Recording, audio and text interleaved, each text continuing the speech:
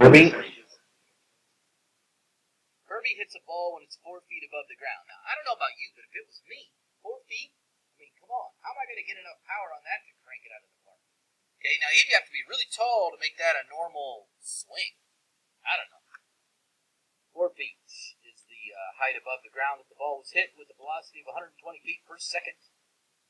The ball leaves the bat at a 30-degree angle, so, you're doing this kind of thing. Through the air. Leaving the ground at 4 feet. Got a 30-degree angle in there that it's leaving at with a 120 feet per second magnitude. So, we said that we would start with the x equation.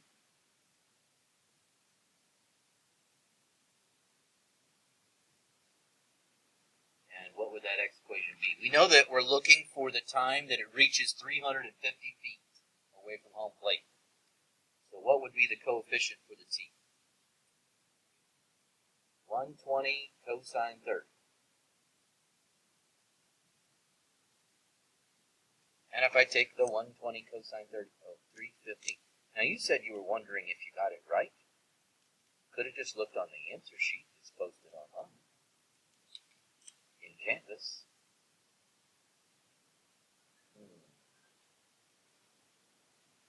3.368 seconds to go that distance. What are we going to do with that time?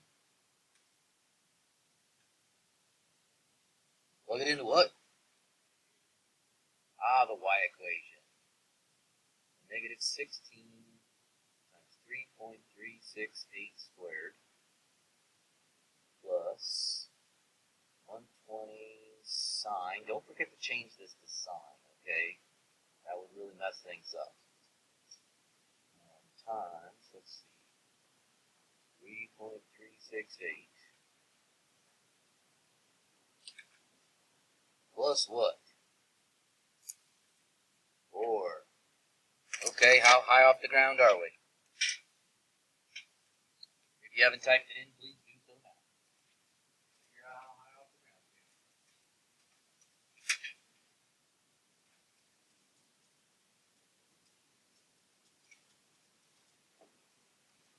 How high off the ground is it? 24.6 feet. Did it clear the 30-foot wall? No, it did not. Is it possible that an outfielder is going to jump up and snag the ball 24.6 feet off the ground before it hits the wall? Okay, what? Could? You think? If he could jump up there, man, I'm saying, like, some sort of abnormal, superhuman abilities going on there.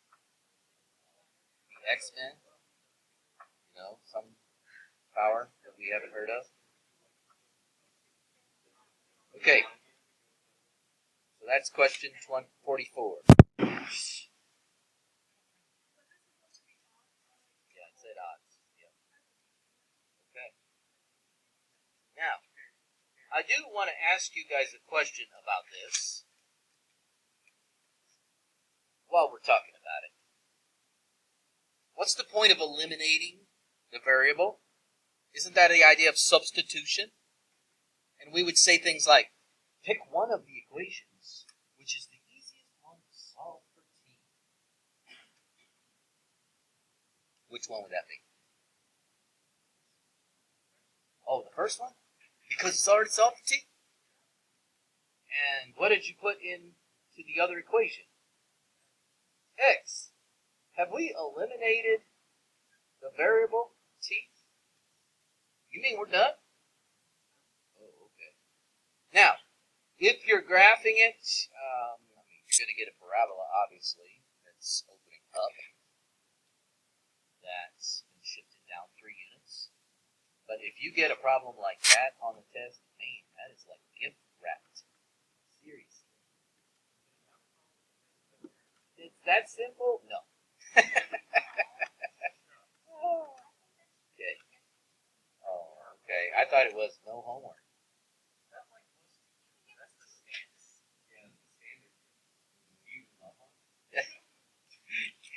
Yes, that's why I do things like A group test, retakes, or I make you guys do retakes. I mean, I make you guys do corrections so I can give you points back. So, rewrite the first equation, solve it for t, substitute into the second one, and that eliminates. But yeah, if you're doing the graphing, I would go back to the parametric equations at the beginning. Use the x, and then the y version was t, or 2 over t minus 5. So that's what I would graph so that I could get the t, min, and max in there. Yeah. Okay, 28. Is that the one? The line that goes through those? Okay.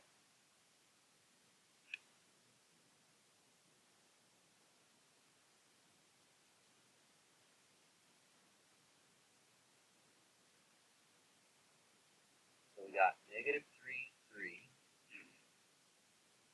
and 5, 1.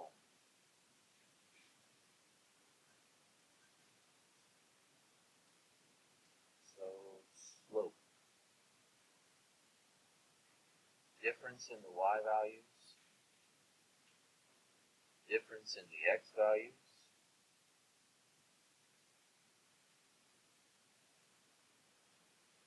What's my slope? Negative 1/4.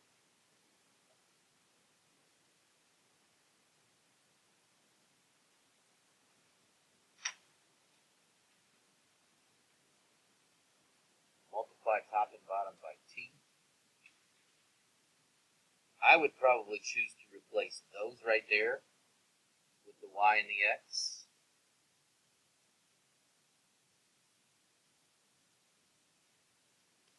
Now I've got my parametric.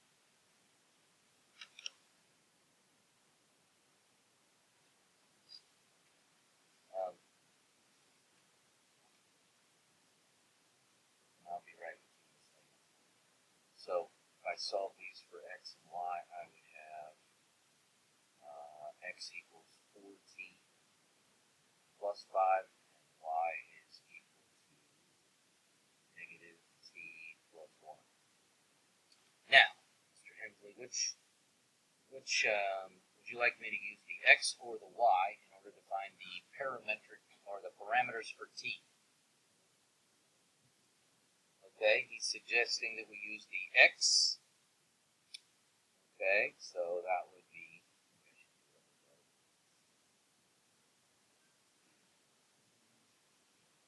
so negative 3 is less than or equal to x, which is less than or equal to 5. According to his selection, which can be substituted with 4t plus 5.